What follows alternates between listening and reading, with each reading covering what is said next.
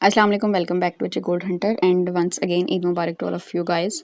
अच्छा, ये गोल्ड का वीकली एनालिसिस मैंने अपलोड कर दिया था, ठीक है, जिसके अकॉर्डिंग हमने गोल्ड को वीकली, डेली और 4 टाइम फ्रेम के अकॉर्डिंग एनालाइज किया था, जिसमें हमने जोन्स वगैरह भी थे जो उसके अकॉर्डिंग देखे थे। सो ज़ाहिर है जितना टाइम फ्रेम ज़्यादा होता है उसके अकॉर्डिंग जोन्स भी ज़्यादा बड़े होते हैं। सो ये हम जो है 1 इंच के अकॉर्डिंग अब गोल्ड को एनालाइज करेंगे। जोन्स वगैरह जो है वो हम 1 इंच के अकॉर्डिंग देखेंगे, ठीक है। सो ये इसको आप गोल्ड के लिए मंडे का एनालिसिस भी कंसिडर कर सकते हैं। अच्छा, एनालिसिस को स्टार्ट करने से पहले अगर आप लोग हमारी व्हाट्सएप कम्युनिटी को ज्वाइन करना चाहते हैं, ठीक है, तो उसका लिंक जो है वो टिकटॉक की बायो में मेंशन है। सो वहाँ पे क्लिक करके आप लोग हमारी व्हाट्सएप कम्युनिटी का पार्ट बन सकते हैं, जहाँ पे हम डेली ट्रेड्स सेटअप्स वगैरह शेयर करते हैं बाइंग एंड सेलिंग के। सो अगर आप लोग हमारी कम्युनिटी का पार्ट बनना चाहते हैं तो उसका लिंक जो है वो टिकटॉक की बायो में मेंशन है। सो वहाँ पे क्लिक करके आप लोग हमारी व्हाट्सएप कम्युनिटी का पार्ट बन सकते हैं। सो एनालिसिस को करते हैं स्टार्ट। अच्छा, ये 1 इंच का चार्ट ओपन है और 1 इंच के अकॉर्डिंग ना, जैसे कि यहाँ पे आपको नजर आ रहा है कि गोल्ड ने 3085 पे अपनी क्लोजिंग की और ये गोल्ड ने ना यहाँ पे थोड़ी देर कंसोलिडेशन किया है, ठीक है। गोल्ड ना एक रेंज वाली सिचुएशन में है यहाँ पे अगर देखा जाए तो ओवरऑल, और ये रेंज कर भी कहाँ पे रहा है, अपने ऑल टाइम हाई पे जाके। सो यहाँ पे ये वाला एक जो है ना, ये एक मेन सपोर्ट एरिया है जिसको गोल्ड ने बार बार सस्टेन किया है। लाइक यहाँ से most of the time respect लेके वो अपसाइड पे जा रहा है ना। और अगर अपसाइड पे देखा जाए तो ये हमारे पास इतना सा एक रेजिस्टेंस एरिया है, ठीक है। इसको मैं रेड से मार्क कर देती हूँ। सो ये एक सपोर्ट एरिया और ये एक सप्लाई एरिया, ठीक है। इसके दरमियान जो है गोल्ड ट्रेड कर रहा है अभी ऑल टाइम हाई पे जाके। सो इसमें ये है कि अगर तो गोल्ड इस सप्लाई को ब्रेक करता है तो गोल्ड अपसाइड पे जा सकता है, लेकिन अगर इस सप्लाई को ब्रेक नहीं करता तो यहीं से रिस्पेक्ट लेके डाउन साइड पे आ सकता है और फिर यहाँ तक आ सकता है जिसकी वैल्यू है 3067 से 3071, ठीक है।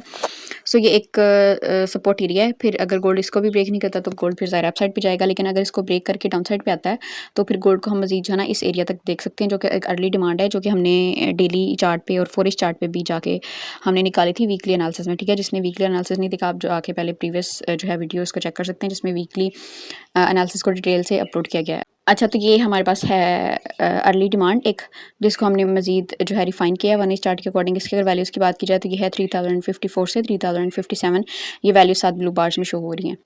सो ये एक हमारे पास सपोर्ट एरिया नेक्स्ट के गोल्ड फिर यहाँ तक आ सकता है और यहाँ से रिस्पेक्ट लेके अप साइड पे जा सकता है।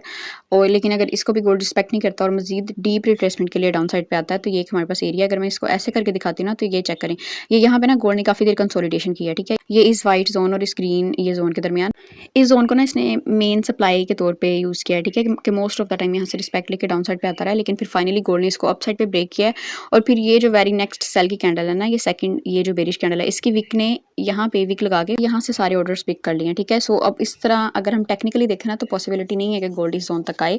सो जितना बुलिश मोमेंटम गोल्ड ने कंटिन्यू किया हुआ है तो गोल्ड को यही चाहिए कि यहीं से यहाँ तो बुलिश हो जाए, यहाँ पे अगर ज़्यादा ही आता है तो इसी जोन से ये जो यहाँ पे वाइट डॉट शो हो रहा है यहीं से रिस्पेक्ट लेके अप साइड पे चला जाए। लेकिन अगर मजीद डाउन साइड पे आता है तो जाहिर है फिर हम अपने फर्दर डिमांड एरियाज भी देखेंगे, जो कि ये वाला है। इसकी अगर वैल्यूज़ की बात की जाए तो ये है 3030 से 3036, 60 पिप्स का ऑलमोस्ट जोन है। सो फिर हम इसको कंसीडर करेंगे, ठीक है। ये दो डिमांड एरियाज हैं और एक ये जो है, एक ये वाला डिमांड एरिया डिस्कस किया और ये वाला सप्लाई एरिया। अच्छा, इसमें एक और चीज़ मैं ऐड कर दूं, अगर गोल्ड 3086 से ऊपर प्रॉपर कोई क्लोजिंग नहीं देता ना, कोई भी मोमेंटम कैंडल इससे ऊपर क्लोज नहीं होती तो फिर गोल्ड को हम अपसाइड पे नहीं देख सकते। उससे पहले जो है गोल्ड रिट्रेसमेंट लेने के लिए डाउन साइड पे आ सकता है। अब मैं इसमें ये नहीं कह सकती कि गोल्ड अपसाइड पे नहीं जाएगा, मैं ये कह रही हूँ कि अगर मंडे को गोल्ड 3087 के ऊपर प्रॉपर क्लोजिंग नहीं देता ना, 87 या 86 के ऊपर, तो फिर गोल्ड रिट्रेसमेंट के लिए डाउन साइड पे आ सकता है। सो मंडे जो है वो हमारे पास ओवरऑल एक रिट्रेसमेंट डे हो सकता है गोल्ड के लिए, कि गोल्ड रिट्रेसमेंट लेने के लिए डाउन साइड पे आ सकता है। लेकिन अगर डायरेक्ट गोल्ड 3086 या 87 वाले एरिया को ब्रेक कर देता है अप साइड पे, सो फिर हम गोल्ड को डायरेक्ट ही बुली साइड पे देखेंगे। सो ये था हमारा गोल्ड का एनालिसिस मंडे का। बाकी कोई फाइनेंशियल एडवाइस नहीं है, ठीक है, क्योंकि इस मार्केट में 100% कुछ भी नहीं है, सब प्रोबेबिलिटीज़ की गेम है। सो मैनेज योर ओन रिस्क। और बाकी अगर आप लोग हमारी व्हाट्सएप कम्युनिटी को ज्वाइन करना चाहते हैं तो उसका लिंक जो है वो टिकटॉक की बायो में मेंशन है। सो वहाँ पे क्लिक करके आप लोग हमारी व्हाट्सएप कम्युनिटी का पार्ट बन सकते हैं। So this is all for today.